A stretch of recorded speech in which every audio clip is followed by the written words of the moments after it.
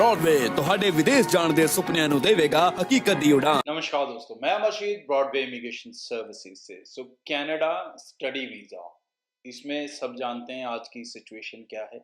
Challenging situation बनी हुई है बहुत सारे स्टूडेंट्स के लिए। रिस्क ओरिएंटेड हो चुका है। 50% के आसपास on an average success rate रहता है। लेकिन इसके साथ साथ मैं एक और गुड न्यूज़ आपके साथ शेयर करना चाहूँगा कि अब Broadway immigration Canada work permit में डील करेगी। जी हाँ, जो दोस्त यहाँ से कनाडा डायरेक्टली वर्क परमिट पे जाना चाहते हैं, विद जॉब विदाउट जॉब दोनों तरह की पॉसिबिलिटीज इसमें हैं। प्रोफाइल्स के अकॉर्डिंग ये सिलेक्शन होगी कि कौन से ऑक्यूपेशन के लिए, कौन से काम के लिए जा सकते हैं, किस में आपका एक्सपीरियंस है, कैसा एक्सपीरियंस है, कितना लंबा एक्सपीरियंस और कैसी क्वालिफिकेशन है।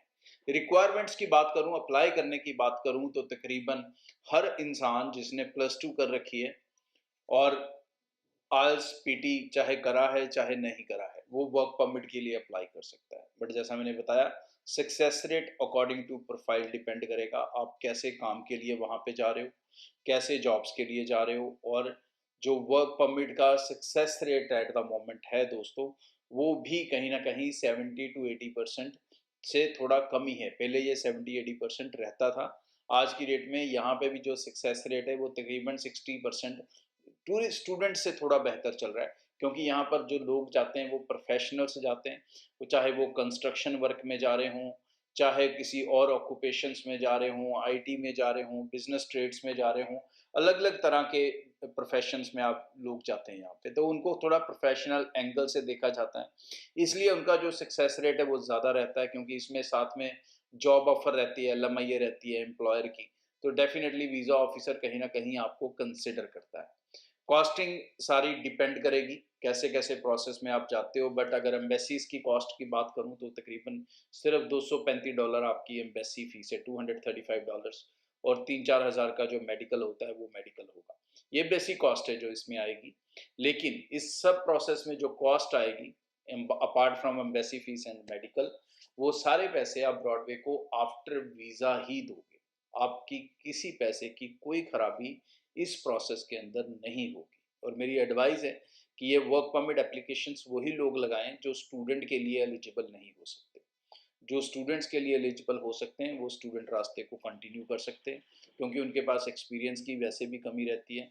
और जिनके गैप ज़्यादा हो चुके हैं, +2 के बाद 5 साल का, 6 साल का, 7 साल का, या ग्रेजुएशन के बाद इतना ज़्यादा गैप हो चुके हैं, तो वो अपने एक्सपीरियंसेस के साथ अगर उनको direct offer letter LMIA Canada से मिलता है तो वो अपनी वर्क परमिट की फाइल्स लगा सकते हैं। ब्रॉडवे की सभी ब्रांचेस में आप वर्क परमिट रिलेटेड अपनी एप्लीकेशंस को लेके मिल सकते हो, और ब्रॉडवे के साथ ये एप्लीकेशंस अब आप निश्चिंत बेफिक्र होकर अप्लाई कर सकते हो। आने वाले दिनों में हमारे एप्लीकेशन डे भी शुरू हो रहे हैं, जिसमें ये सफ़र 28 अप्रैल को मैं शुरू करूंगा, और 1 by 1 सारी ब्रांचेस के अंदर मैं पर्सनली विजिट करूंगा, जैसा कि आप स्क्रीन के ऊपर देख पा रहे हो।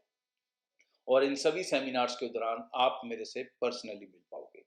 वर्क परमिट एप्लीकेशन का जो on an average process time रहेगा वो 6 महीने तक जा सकता है, क्योंकि जिस तरह से एम्बेसी आजकल प्रोसेसिंग टाइम में समय ले रही है, तो उसके अकॉर्डिंग ये 4 से 6 महीने लंबा प्रोसेस होगा। कोई ये सोच कर आए कि 10 दिन में हो जाएगा, 15 दिन में हो जाएगा, ऐसी उल्टी सीधी एड कैंपेन्स मैं कभी नहीं करता, और ना ही ऐसी मैं कमिटमेंट आपके साथ करता हूँ। सो जेन्युइन प्रोफाइल्स के साथ आप मोस्ट वेलकम है, आकर मिल सकते हैं और कनाडा के लिए अपने वर्क परमिट्स ले सकते हैं। और खासकर जो दोस्त स्किल्ड ऑक्यूपेशंस में हैं, बहुत सारे ऐसे कैंडिडेट होते हैं जो ITI से अलग अलग प्रोफेशंस के अंदर पास आउट हैं और उन्हीं प्रोफेशंस के अंदर काम कर रहे हैं, तो उन सब के लिए ये बेनिफिशियल ऑप्शन है। आइल्स की रिक्वायरमेंट की बात करूं, अगर कहीं पर आपके प्रोफेशन के अंदर कम्युनिकेशन स्किल्स इंपॉर्टेंट होंगी, तो वहां पर भी आपका 5 बैंड ओवरऑल के साथ आप अपनी एप्लीकेशन लगा सकोगे और वीज़ा सक्सेस रेट भी ले सकोगे। ये सारी details profile to profile decide होंगी। आपको ब्रांच में अपॉइंटमेंट बनाना है, मिलना है, कॉस्टिंग एवरीथिंग आपको समझ लेना है। उसके बाद आपको अपना प्रोफाइल जो है वो सबमिट कर देना है। प्रोफाइल सबमिट करने के तकरीबन 24 से 48 घंटे के बाद हमारी एक असेसमेंट आएगी। उस असेसमेंट में बताया जाएगा कि आप किस प्रोफेशन के अंदर जा सकते हो, क्या क्या डॉक्यूमेंटेशनल रिक्वायरमेंट रहेंगी, और फिर उसके अकॉर्डिंग अप्लाई होगा। अगर आप ये सोचें कि सीधा आप ऑफिस जाएंगे और वो आपको बताएंगे कि आप हाँ जी जी तुम इस काम में चले जाओगे, ऐसा नहीं है।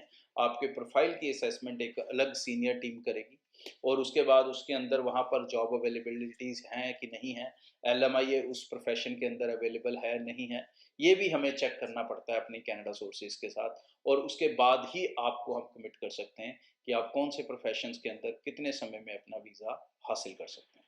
सो ब्रॉडवे टीम से मिलें, निश्चिंत बेफिक्र होकर अब आप अपनी एप्लीकेशंस वर्क परमिट्स के रिलेटेड लगा सकते हैं। Thank you. ब्रॉडवे ਤੁਹਾਡੇ ਵਿਦੇਸ਼ ਜਾਣ ਦੇ ਸੁਪਨਿਆਂ ਨੂੰ ਦੇਵੇਗਾ ਹਕੀਕਤ ਦੀ ਉਡਾਨ।